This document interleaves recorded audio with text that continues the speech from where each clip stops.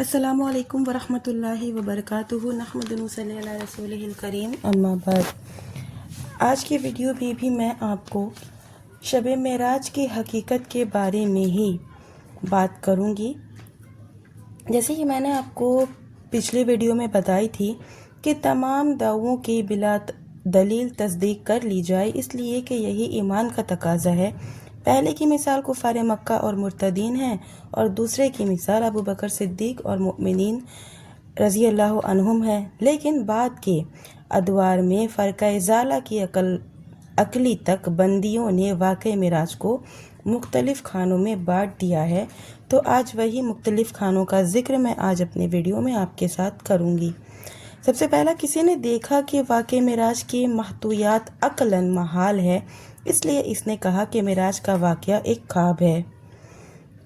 کسی نے کہا کہ معراج روحانی تھی، آپ کا جسم مبارک بستر پر تھا، آپ کی روح جسم مبارک سے نکالی گئی اور روح کی سیر کرائی گئی، گویا ان کے نزدیک جسمانی معراج محال ہے۔ کسی نے واقعہ معراج کی مشاہدات کو تمثیل سے تعبیر کیا اور یہ کہا کہ معراج میں آپ کو جن واقعات کا مشاہدہ کرایا گیا وہ خود کوئی واقعہ نہیں، واقعہ کی ایک مثال تھی۔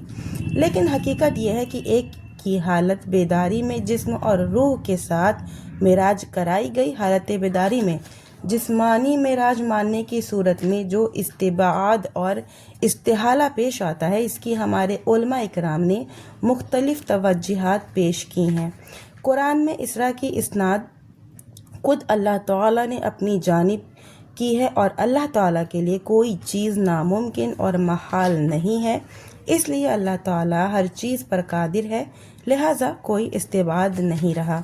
قرآن نے اسراء کے بیان میں سبحان کا لفظ استعمال کیا ہے، لیکن یہ لفظ اس وقت استعمال ہوتا ہے جب کوئی اہم کام یا اہم بات پیش آئے۔ اس سے معلوم ہوا کہ معراج کا واقعہ کوئی اہم واقعہ ہے، اس لیے سبحان کا لفظ استعمال ہوا ہے، اور یہ اسی وقت ممکن ہے جب معراج کو حالت بیداری میں جسم اور روح دونوں کے ساتھ مانا جائے۔ اس لیے خواب یا مجرد روح پر محمول کرنے میں کوئی استعجاب اور کوئی استبعاد نہیں ہے۔ ہم میں کتنے ایسے لوگ ہیں جو بستر پر سوتے رہتے ہیں اور خواب میں آسمان پر اڑتے رہتے ہیں۔ قرآن پاک میں عبد کا لفظ استعمال ہوا ہے۔ عبد کا اطلاق جسم اور روح کے مجموعہ پر ہوتا ہے، لہٰذا جسم مع روح ہوئی تھی۔ اور جو یہ چیز ہے کہ بہت سے ہم لوگ خواب دیکھتے ہیں، جو سوتے ہیں تو ہم آسمانوں کی سیر کر رہے ہیں، کبھی ہم ایسا دیکھتے ہیں کہ ہم آسمان تک اڑ کے چلے گئے، تو ایسا بہت لوگوں کے ساتھ ہوتا ہے خوابوں میں۔ کیا آپ کے ساتھ بھی ایسا ہوا ہے؟ مجھے کمنٹ میں ضرور بتائیے گا۔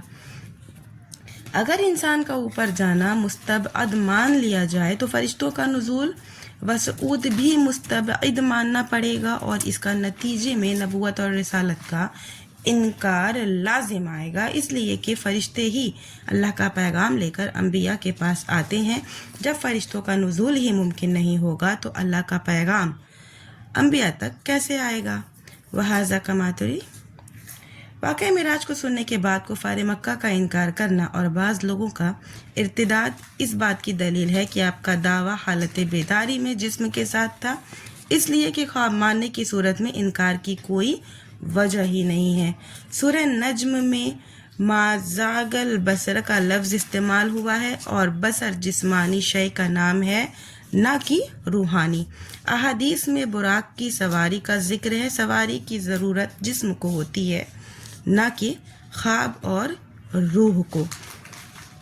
یہ جوابات ان حضرات کے اطمینان کے لیے کافی ہے جو معراج کو حق مانتے ہیں لیکن جسم کے ساتھ بیداری میں مستبعد مانتے ہیں۔ رہا منکرین کا مسئلہ، تو ان کی اولاد اور احفاد نے اپنی اختراعات اور ایجادات کے ذریعے دور حاضر میں معراج کا انکار اور اس بات کی بحث ہی ختم کر دی، اور یہ ثابت کر دیا کہ معراج کا سفر 100% صحیح ہے۔ فاللہ درہا۔ ایک اقتباس سے ملاحظہ سنیں۔ جولائی 1969 میں امریکہ نے انسان بردار راکٹ چاند کی طرف بھیجا تھا۔ اس راکٹ کی خبروں میں بتایا گیا کہ اس کی پہلی منزل کا انجن داغا گیا تو ایک بے حد ہولناک آواز پیدا ہوئی۔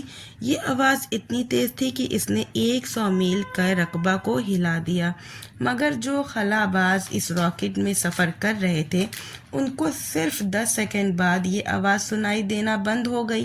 وہ کان کے پردے پھاڑ دینے والی اس آواز سے محفوظ ہو کر اپنے سفر پر رواں ہو گئے۔ ایسا کیوں کر ہوا ہوگا؟ اس کی وجہ انسان بردار راکٹ کی تیز رفتاری تھی۔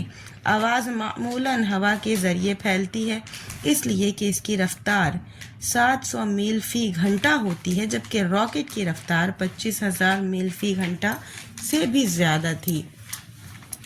آج سے 25 سال پہلے اگر انسان ایسا راکٹ تیار کر سکتا ہے جو فی گھنٹہ 25,000 میل سے زیادہ رفتار کے ساتھ فضا میں اڑان بھر سکتا، تو کیا وجہ ہے کہ انسان کو ایسی عقل عطا کرنے والے، کائنات کے پیدا کرنے والے، قدرت کاملہ کے مالک رب عظیم کو ہی اس سے عاجز مان لے؟ اگر 35 سال پہلے انسان اتنا تیز رفتار راکٹ تیار کر چکا ہے تو مستقبل میں اس سے بھی تیز رفتار سواری کے پیدا کرنے پر بدرجہ اولا قادر ہوگا، اس لیے کہ اس میں کوئی شک نہیں کہ جس اللہ نے انسان کو یہ حیرت انگیز عقل و فہم عطا کی ہے، اس اللہ نے عقل فہم سے بلاتر تیز رفتار سواری کے ذریعے اپنے محبوب بندے کو راتوں رات عالم بلا کی سیر کرائی اور پھر اسی رات واپس بھی کر دیا۔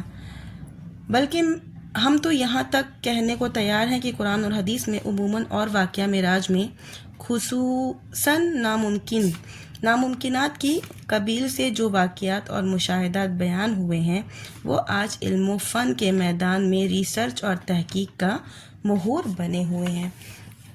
اس سے کی آگے کی ویڈیو میں انشاءاللہ نیکسٹ ٹاپک میں کور کروں گی، نیکسٹ ویڈیو میں یہ ٹاپک کور کروں گی۔ ویڈیو ویسے ہی لمبی ہو گئی ہے۔ اپنی ویڈیو کو میں یہی ختم کرتی ہوں۔ آخر میں اللہ سے دعا کرتی ہوں کہ یا اللہ تعالی ہم تمام مومن مسلمانوں کو زیادہ سے زیادہ نیک عمل کرنے کی، کتاب و سنت پر چلنے کی توفیق دے، کتاب و سنت پر قائم رہنے کی توفیق دے، ہمیں ہماری عبادت کو قبول فرما۔ جو بھی مسلمان بھائی بہن جہاں بھی کہیں بیمار پریشان ہیں، اللہ ان کو شفائے کاملہ عاجلہ عطا کرے، ان کی مدد کرے، آمین۔ وآخر دعوانا ان الحمدللہ رب العالمین۔